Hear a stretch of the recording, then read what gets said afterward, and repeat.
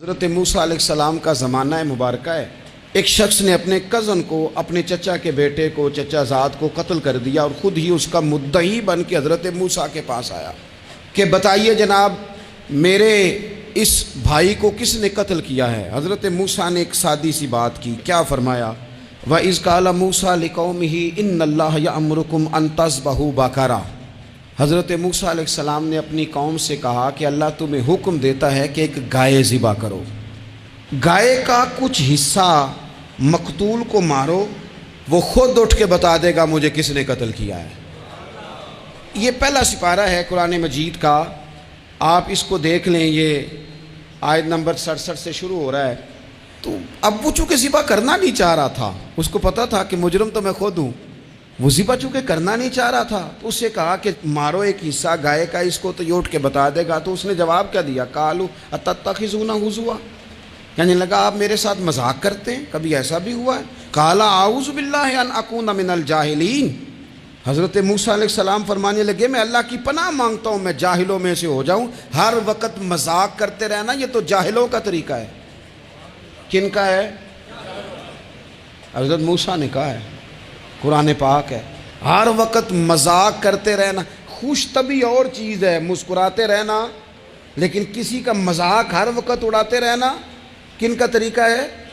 جاہلوں کا۔ جب کہا نہیں ذبح کرنی ہے تو اب ذرا دیکھیے، کرنا نہیں نہ چاہ رہے، قالوا ادع لنا ربک یبین لنا ما ہی، کہنے لگے اے موسیٰ پھر آپ نہ رب سے دعا کریں کہ وہ ذرا کھول کے بتائے وہ گائیں کس طرح کی ہو۔ ارادہ نہیں نہ ذبح کرنے، آپ دعا کریں۔ قال انہ یقول انہا بقرۃ لا فارض ولا بکر، فرمایا کہ رب کہتا ہے وہ گائے نہ بوڑھی ہو نہ زیادہ بچیا ہو، عوان بین ذالک، ان کے درمیان ہو، یعنی جوان گائے ہو۔ فافعلوا ما تؤمرون، کرو جس کا تمہیں حکم دیا جا رہا ہے۔ قالوا ادع لنا ربک یبین لنا ما لونھا، لو اگلی بات سن لو، کہنے لگے آپ دعا کریں رب سے کہ وہ کھول کے بتائے اس کا رنگ کس طرح کا ہو، رنگ بتائیں کس طرح کا ہو۔ قال انہ یقول انہا بقرۃ صفراء، فرمایا رب فرماتا ہے کہ صفراء رنگ کی ہو، یعنی گہرے زرد رنگ کی ہو۔ یہ رب فرماتا ہے اس طرح کی گائے ذبح کرو۔ فاقع لونھا تسر الناظرین، اور جب کوئی اسے دیکھے تو اسے اچھا بھی لگے، آنکھوں کو اچھی لگے وہ گائے، اس طرح کی گائیں ذبح کرو۔ لو اتنی باتیں بتا دی۔ قالوا ادع لنا ربک یبین لنا ما ہی، کہنے لگے نہیں آپ پھر دعا کریں اللہ ذرا کھول کے بتائے گائیں کس طرح کی ہو۔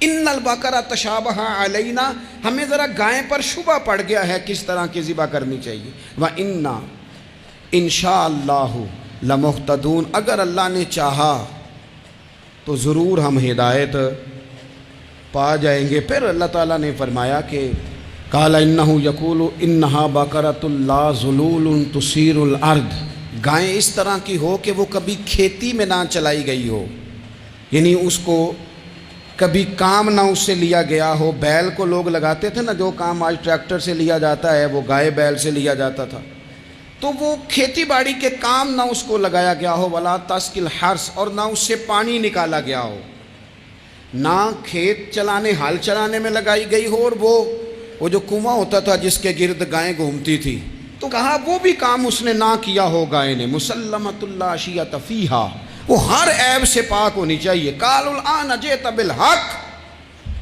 اب کہنے لگے اب آپ صحیح بات لے کے آئیں، اب سوال ختم ہو گئے نا، کہنے لگے اب آپ بات فذبحوہا، انہوں نے ذبح کر دی۔ وما کادوا یفعلون، پر ایسا کرتے نظر آتے، لگتا نہیں تھا کریں گے ذبح پر ذبح۔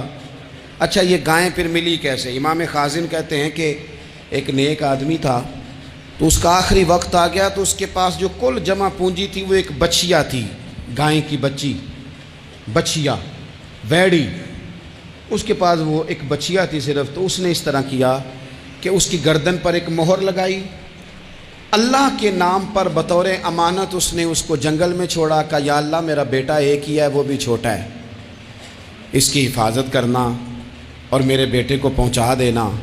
بچہ بالغ ہو گیا، اس کی ماں نے کہا بیٹا جو امانتیں رب کے پاس رکھوائی جائیں نا ان میں خیانتیں نہیں ہوا کرتی، جا کے جنگل میں آواز دے تیری گائے واپس آ جائے گی۔ اس نے جا کے جنگل میں آواز دی کہ وہ جو میرے باپ نے امانت رکھوائی تھی وہ کدھر ہے؟ وہ نشان لگی ہوئی گائیں دوڑتی ہوئی اس کے پاس آئی۔ واللہ خیر الرازقین، جب رب بندوبست کرے، جب اللہ بندوبست کرے تو پھر معاملہ اور ہوتا ہے۔ وہ گائے آ گئی۔ اب اس نے کیا کیا اس نوجوان نے کہ وہ گائے گھر لایا، ماں سے آ کے کہا کہ اماں یہ تو اللہ نے فضل کر دیا۔ ماں کہنے لگی پتر حالات ہمارے خراب ہیں، منڈی میں لے جا اسے بیچ دے، لیکن سودا میری مرضی کے بغیر طے نہ کرنا۔ کس کی مرضی کے بغیر؟ کس کی؟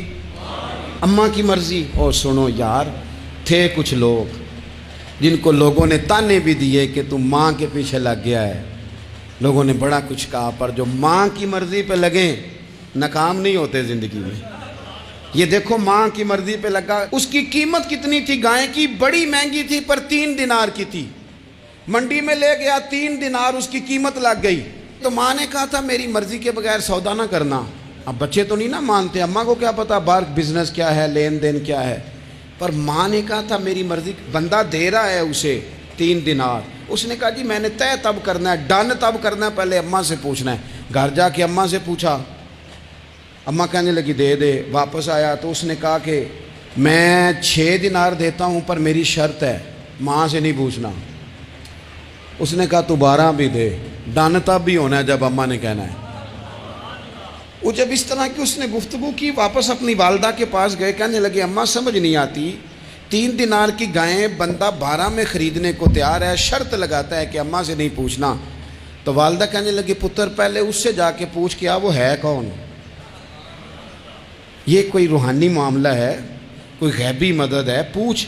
اس سے جا کے پوچھا تو وہ کہنے لگا میں تو فرشتہ ہوں اللہ کا، تو نے گائیں بیچنی نہیں، اس لیے کہ تیرا باپ بھی نیک ہے، تیری ماں بھی نیک ہے، رب تیرے رزق میں برکت پیدا فرمانا چاہتا ہے۔